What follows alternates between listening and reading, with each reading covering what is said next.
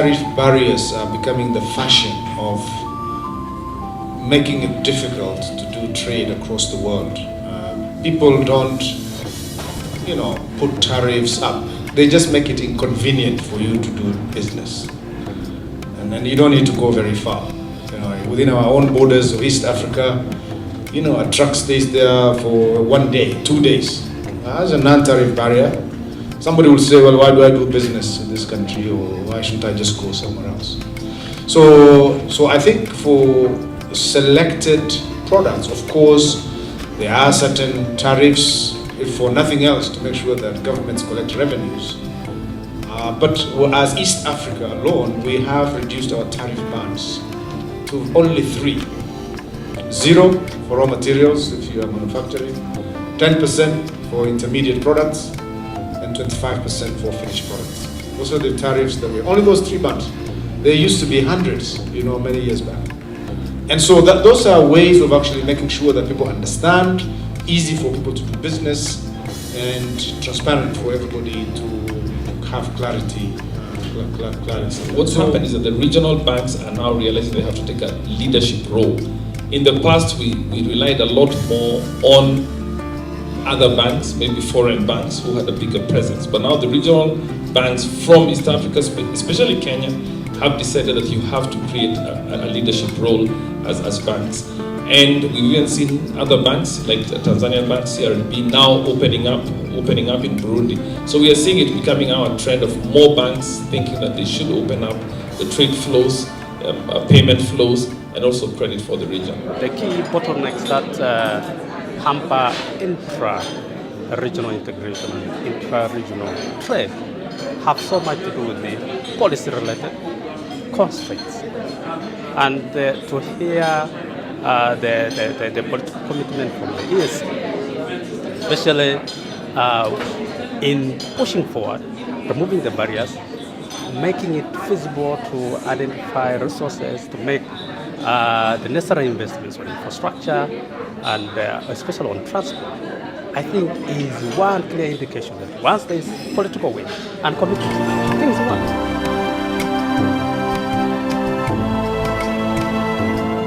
Developing countries lacked the legal capacity to participate fully in this system.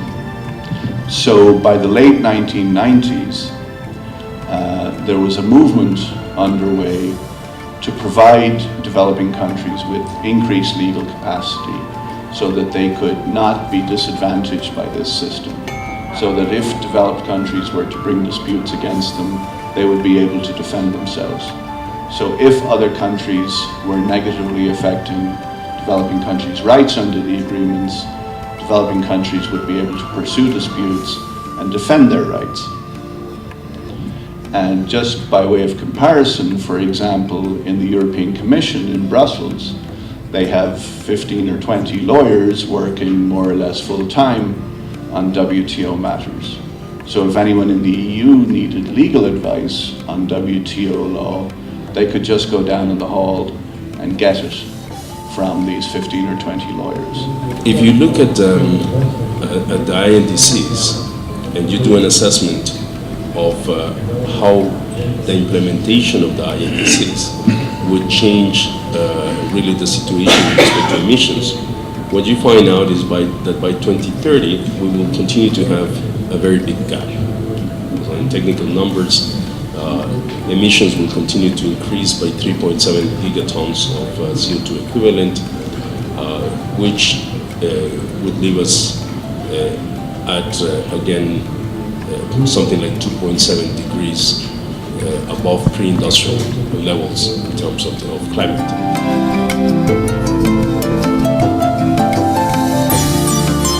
Paradigm now in Africa is for economic transformation. And if we look around in terms of how we get this economic transformation, one of our biggest assets, as I've said, is our land and agriculture. And so in that sense, agriculture becomes a very critical driver, could become a very critical driver for our economic transformation.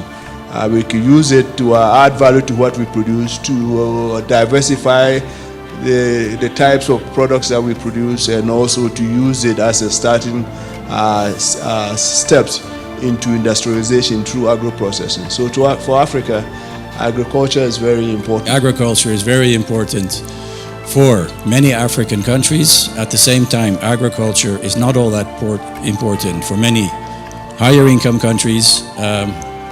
That, of course, is one of the reasons we're not making much progress, I think, in the Doha negotiations.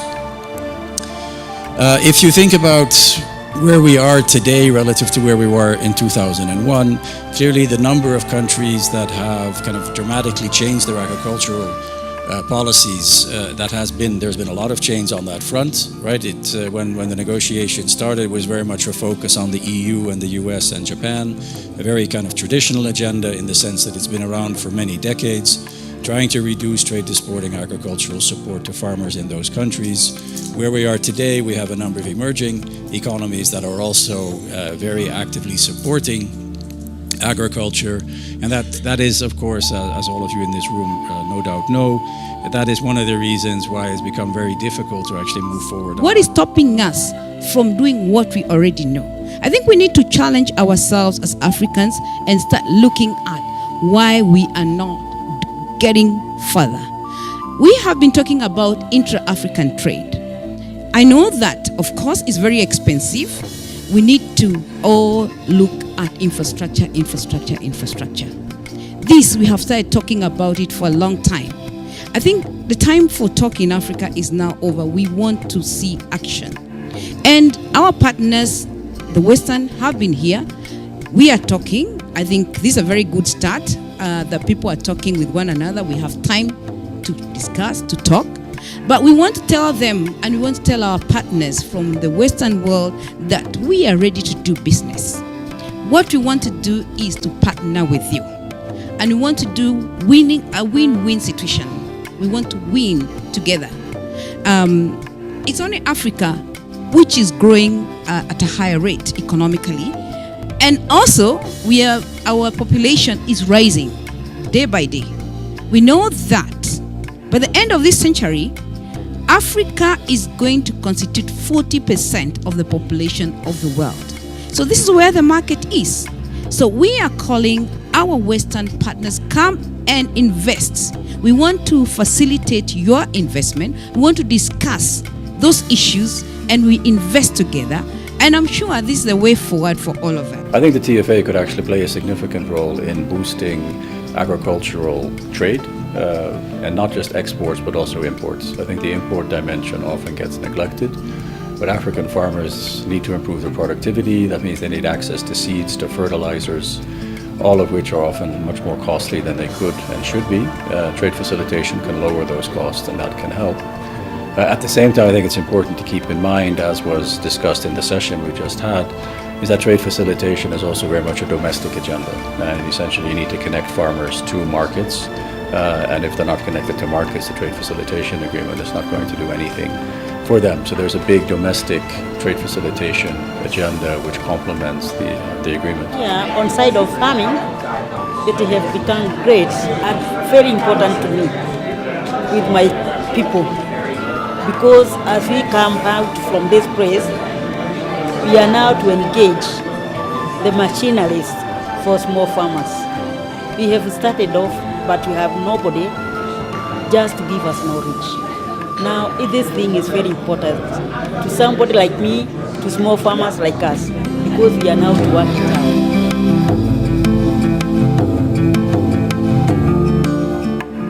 Figures just as a background, cost of trade procedures. What are the obstacles to trade in the ECOWAS region?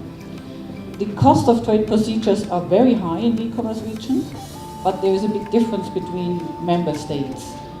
ECOWAS ranks quite low in most of the doing business indicators that the World Bank is collecting. I give you just one example. The number of documents to export is 7 in ECOWAS, whereas in the best country, that is Ireland, it's 2. The time to export a product in ECOWAS, it takes 26 days. In the best country, that are different economies, it's only 6 days. But the countries within ECOWAS do perform quite differently. For example, Senegal is doing much better. with regard to the time to export, it's 12 days. You don't need to remember these figures, but I think it's just interesting as a background to be aware of what we're talking about.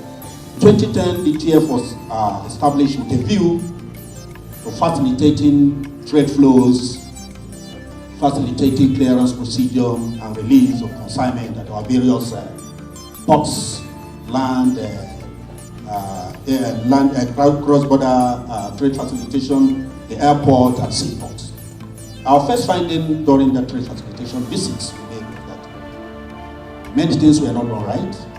Physical inspection of products that come into this country, delays, release of consignment, which was of course not good for the system and not good for the business men and women that are engaged in international trade and regional trade. But in 2013, when the trade facilitation agreement was finally concluded, and the first thing Nigeria did was to mobilize stakeholders that have something to do with trade facilitation.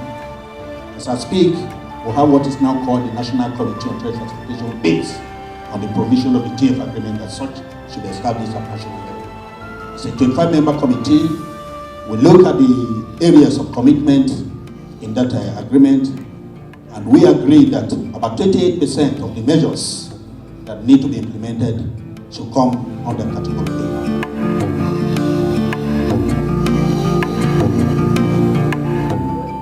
50% of exports in fisheries products come from developing countries going to developed countries.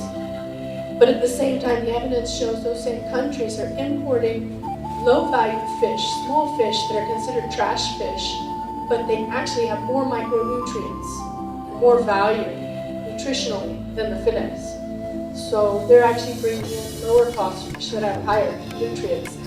I have colleagues who are actually working now on finding ways to grind up the waste of these filleting processes, the bones, the fish meal, into a product that can be incorporated into school lunch programs. They're doing that in Latin America and Africa right now. So there are many aspects to food security from trade. Some of them positive, some of them negative. You have to look at an individual case in order to know.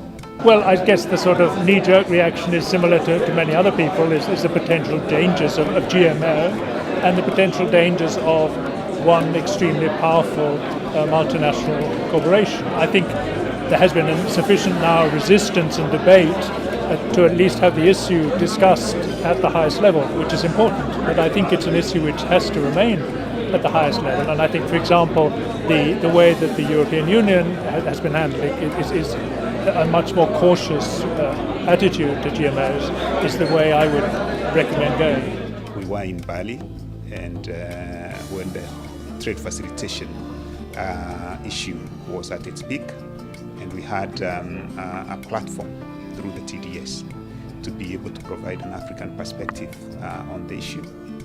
And so for this particular TDS, so when the opportunity came up, we realized this would be a very good platform to talk about the Continental Free Trade Area, because we do believe that the Continental Free Trade Area has a link to Africa's ambition in the multilateral trading system, and there's also a link between the multilateral trading system on the Continental Free Trade Area. From the session under public-private dialogue for SMEs,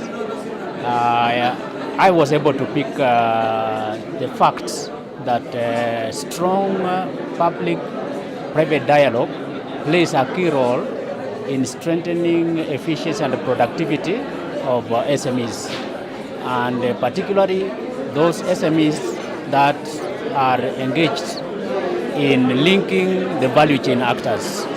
Because if a strong PPD can create the necessary infrastructure, and that is at the grassroots, all the way to the national level and also to the markets. The key issues here is about the SMEs, actually, the way they learn their business.